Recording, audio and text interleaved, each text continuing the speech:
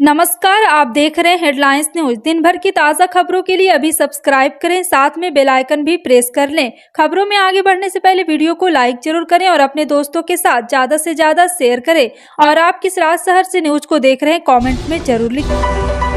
बता दें, कर्नाटक विधानसभा चुनाव के रिजल्ट का बेसब्री से इंतजार किया जा रहा है। इसे घोषित होने में बस एक दिन बचा है। एग्जिट पोल आने के बाद किसी भी पार्टी को पूर्ण बहुमत मिलते दिखाई नहीं दे रहा है, जिसके बाद सियासी घमासान दिलचस्प होता नजर आ रहा है। इसमें सबसे अहम पार्टी जनता दल सेक्युलर है, जो कि सरकार बनाने में किंग मेकर की भूमिका अदा करेगी। पहले कहा गया कि जो भी पार्टी उससे संपर्क करेगी और सामंजस्य बैठेगा तो उसका जेडीएस समर्थन करेगी, लेकिन पार्टी ने इस तरह की बातों को सिरे से खारिज कर दिया।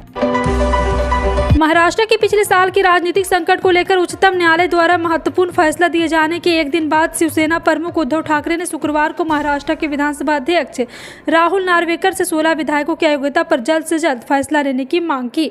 एक साल पहले शिवसेना के एकनाथ शिंदे की बगावत की वजह से उद्धव ठाकरे की अगुवाई वाली महाविकास अघाड़ी सरकार गिर गई थी। शिंदे ने बाद में भारतीय जनता पार्टी के साथ मिलकर सरकार बनाई। उन्होंने मुख्यमंत्री पद तथा भाजपा के देवेंद्र फडणवीस ने उप मुख्यमंत्री पद की शपथ ली। सरकारी टेलीकॉम कंपनी भारत संचार निगम लिमिटेड देश भर में अपने ग्राहकों को ब्रॉडबैंड इंटरनेट सर्विस दे रही है। एक तरह जहां ज्यादातर टेलीकॉम कंपनियां ब्रॉडबैंड कनेक्शन लगाने के लिए फीस लेती है, जिसमें ग्राहकों को ब्रॉडबैंड कनेक्शन लेने के लिए अलग अलग रकम का पेमेंट करना होता है, वहीं BSNL आपको घर में मुफ्त में ब्रॉडबैंड कनेक्शन लगवाने की सुविधा दे रही है, लेकिन ये सुविधा एक सीमित समय के लिए है। कंपनी अपने ग्राहकों को 1 साल के लिए ये खास सुविधा दे रही है।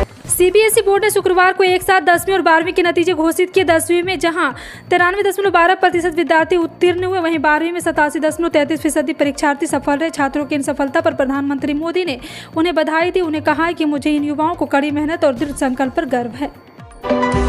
कर्नाटक में किसकी सरकार होगी? शनिवार को इस सवाल का जवाब मिल जाएगा। कर्नाटक में वोटों की गिनती होगी। कांग्रेस और बीजेपी दोनों जीत का दावा कर रही है, लेकिन नतीजों से पहले मतदान के बाद सामने आए एग्जिट पोल के मुताबिक कांग्रेस को बहुमत का अनुमान है। नतीजा अभी आया नहीं, लेकिन कांग्रेस ने मान लिया है कि जीत हो गई। कांग्रेस ने दावा किया कि कर्नाटक में बीजेपी की हार के बाद कांग्रेस के लिए 2024 दिल्ली के द्वार खुलेंगे। शाहरुख खान के बेटे आर्यन खान के केस में चर्चा में आए अधिकारी समीर वानखेड़े के खिलाफ मुकदमा दर्ज हुआ है। CBI ने ISRS अधिकारी समीर वानखेड़े सहित अन्य के खिलाफ भ्रष्टाचार का मामला दर्ज किया। इस सिलसिले में मुंबई में उनके परिसरों की तलाशी ली गई। वानखेड़े अभिनेता शाहरुख खान के बेटे आर्यन की गिरफ्तारी को लेकर विवादों में से चर्चा में आ गए थे। CBI ने आमिर वानखेड़े और 2 अन्य आरोपियों के ठिकाने पर छापेमारी भी की। प्रदेश के मुख्यमंत्री शिवराज सिंह चौहान शुक्रवार को प्रवास के दौरान जिले के रामनगर आयोजित लाडली बहला सम्मेलन को संबोधित करने पहुंचे, जहां CM के रामनगर आगमन से उत्साहित लाडलियां उन्हें हेलीपैड से स्कूटी स्क्वाड के साथ स्केटिंग करते हुए सभा स्थल तक लाई, जहां लाडलियों ने शिवराज को बघेली भाषा में लिखी धन्यवाद पाती से भरी टोकरी भी सौंपी। यह मिले स्नेह से अभिभूत मुख्यमंत्री ने रैंप पर जाकर लड़कियों पर पुष्प वर्षा की। इस दौरान CM ने हितग्राहियों को भू अधिकार पत्र प्रदान किया और जिले को 287 करोड़ के विकास कार्यों की सौगात दी। वाराणसी के विवादित ज्ञानोवी परिसर में मिले कथित शिवलिंग के मामले में इलाहाबाद हाईकोर्ट का बड़ा फैसला है। इलाहाबाद हाईकोर्ट ने कथित शिवलिंग के साइंटिफिक सर्वे किए जाने का आदेश जारी किया है।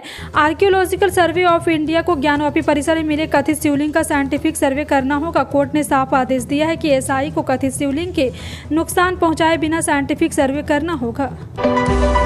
यूपी निकाय चुनाव के नतीजे शनिवार को घोषित किए जाएंगे। हालांकि इसी बीच यूपी की जनता को योगी सरकार ने एक बड़ा तोहफा दिया है। उत्तर प्रदेश कैबिनेट में 19 प्रस्ताव पर मुहर लगी है। योगी सरकार के इन प्रस्तावों पर बहुत जल्द ही काम शुरू हो जाएगा, जिसके बाद यूपी की जनता को भी काफी फायदा होगा। इन प्रस्ताव पर शिक्षा विभाग, पर्यटन विभाग और कृषि विभाग सहित कई प्रस्ताव शामिल हैं। पूर्व मुख्य कोच रवि शास्त्री अगले साल T20 विश्व कप की भारतीय टीम में कई अन्य चेहरों की उम्मीद कर रहे हैं, जिसके चयन मामलों में कप्तान हार्दिक पांड्या की बातों को काफी तवज्जो दी जाएगी। टेस्ट और वनडे कप्तान रोहित शर्मा के साथ स्टार बल्लेबाज विराट कोहली अभी T20 टीम की योजना बनाए हुए हैं, लेकिन पिछले साल ऑस्ट्रेलिया में हुए T20 विश्व कप में सेमीफाइनल से बाहर होने के बाद सीनियर खिलाड़ियों को चरणबद्ध तरीके से बाहर करने की प्रक्रिया शुरू हो गई थी।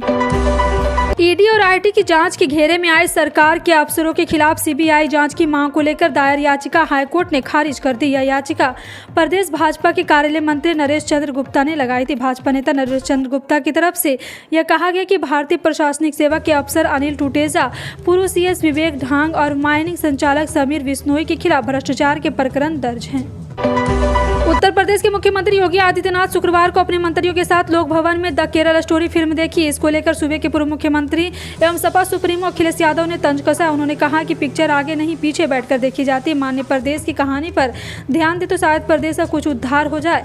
बता दें कि पिछले दिनों द केरल स्टोरी को यूपी सरकार ने टैक्स फ्री किया था।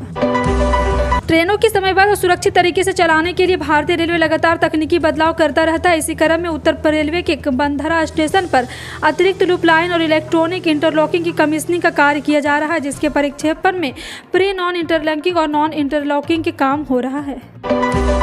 सचिन पायलट ने अजमेर से 5 दिन की अपनी पद यात्रा पर है। 41 डिग्री तापमान के बावजूद बड़ी संख्या में लोग उनके साथ पद यात्रा कर रहे हैं। यात्रा की शुरुआत करते हुए पायलट ने भ्रष्टाचार के मामले में वसुंधरा राजे सरकार पर जमकर निशाना साधा। इसके बाद उन्होंने सीएम अशोक गहलोत के बयान पर पलटवार करते हुए कहा, मेरे राजनीतिक जीवन में एक फूटी कौड़ी का मुझ पर आरोप नहीं लगा सकता।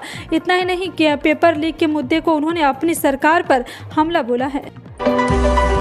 कच्चे तेल उत्पादन में आत्मनिर्भर बनने की दिशा में भारत के बड़ी फलामिति और देश की सरकारी तेल कंपनी ONGC ने मुंबई ऑफशोर योजना के अरब सागर 2 कच्चे तेल और गैस के कुओं खोज निकाला है। इस सफलता के बाद कंपनी ने बताया कि इन कुओं की खोज की जानकारी डायरेक्टर जनरल ऑफ हाइड्रोकार्बन और प्राकृतिक गैस मंत्रालय ने दे दी गई है। लगातार तीसरे दिन शुक्रवार 12 मई 2023 को मल्टी कमोडिटी एक्सचेंज के निचले हिस्से में सोने और चांदी की दोनों कीमत खुदरा बिक्री कर रही थी। 5 जून 2023 को परिपक्व होने वाला सोना वायदा 73 रुपये या 0.12% की मामूली गिरावट दर्ज करने के बाद 60,840 रुपये प्रति 10 ग्राम पर रहा। पिछले भाव में 60,892 रुपये दर्ज किया गया था। रूस यूक्रेन के बीच शुरू हुआ युद्ध थमने का नाम नहीं ले रहा है। दोनों देशों के बीच चल रहे संघर्ष में हजारों सैनिक मारे जा चुके हैं। इसके साथ ही यूक्रेनियन सरकार ने एक बड़ा दावा किया है कि उनकी सेना ने बीते 5 महीनों में रूस के 20,000 से ज़्यादा सैनिकों को मार गिराया है। वहीं 80,000 से ज़्यादा रूसी सैनिकों को गंभीर रूप से आघात पहुंचाया है। हरियाणा के गृह मंत्री अनिल विज ने आज विदेशों में हो रहे हरियाणा वासियों के हितों को ध्यान में रखते हुए राज्य में NRI निवारण प्रकोष्ठ के गठन हेतु मुख्य सचिव को पत्र लिखा है। और आपको बता दें कि विज ने पत्र में लिखा है कि उनके ध्यान में आया है कि हरियाणा प्रदेश के जो लोग विदेश में रह रहे हैं उनकी प्रदेश के विभिन्न विभागों में संबंधित जैसे पुलिस विभाग, स्वास्थ्य विभाग या किसी अन्य विभाग की समस्याएं होती है, जिनके समाधान हेतु उन्हें काफ़ी परेशानी का सामना करना पड़ता है। राजस्थान के बाद महाराष्ट्र में लंपी वायरस ने दस्तक दे दी है। इससे मवेशी पालकों के बीच हड़कंप मच गया। वहीं राज्य सरकार मामले की गंभीरता को देखते हुए सतर्क हो गई है। बीमार पशुओं के इलाज के लिए पशु चिकित्सकों की टीम खड़ी की गई है। चिकित्सक कमजोर और बीमार गाय भैंस लगातार अपडेट ले रहे हैं। कहा जा रहा है कि लंपी वायरस की चपेट में आने से कई मवेशी की मौत भी हो गई है। कलकत्ता हाईकोर्ट के न्यायाधीश अभिजीत गंगोपाध्याय ने 36,000 प्राथमिक शिक्षकों की नौकरी रद्द करने का आदेश दिया। वे सभी अपरिचित थे। कोर्ट ने कहा है कि वे अगले 4 महीने स्कूल जा सकेंगे, लेकिन वेतन पारा और पूरा शिक्षक के रूप में मिलेगा। आपको बता दें कि उच्च न्यायालय के फैसले के अनुसार राज्य के 3 महीने के भीतर भर्ती प्रक्रिया शुरू करनी होगी। न्यायाधीश ने यह भी कहा है कि जिन लोगों की नौकरी रद्द की गई है वो भी नई भर्ती प्रक्रिया में भाग ले सकते हैं यदि उन्हें पहले ही प्रशिक्षण प्राप्त किया लिया है। दूसरी ओर प्राथमिक शिक्षक परिषद के अध्यक्ष गौतम पाल ने हाईकोर्ट के आदेश के खिलाफ चुनौती के बारे में कहा है कि शिक्षा पार्षद फैसले के खिलाफ कोर्ट में अपील करेगा। लगातार दूसरे महीने में रिटेल महंगाई गिरावट देखने को मिली, जो कि 5% से नीचे आ गई है और करीब 1% की गिरावट देखने को मिली। आंकड़ों के अनुसार देश की रिटेल महंगाई 18 महीने के लोअर लेवल पर आते हुए 4.7% पर आ गई, जिससे पहले मार्च के महीने महंगाई दर 5.66% पर पहुंच गई थी। आखिरी बार सबसे कम महंगाई अक्टूबर 2021 में देखने को मिली थी। तब देश की रिटेल महंगाई 4.5 पर पहुँच गई थी। पिछले कई दिनों से बिहार में तापमान लगातार बढ़ रहा है, जिससे लोग परेशान थे। कई जिलों में लू की स्थिति थी।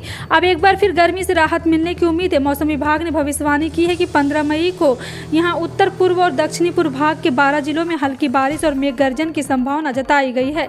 हालांकि अभी 14 मई तक कोई राहत नहीं मिलने वाली है, लेकिन तापमान में थोड़ी गिरावट देखी जा सकती है।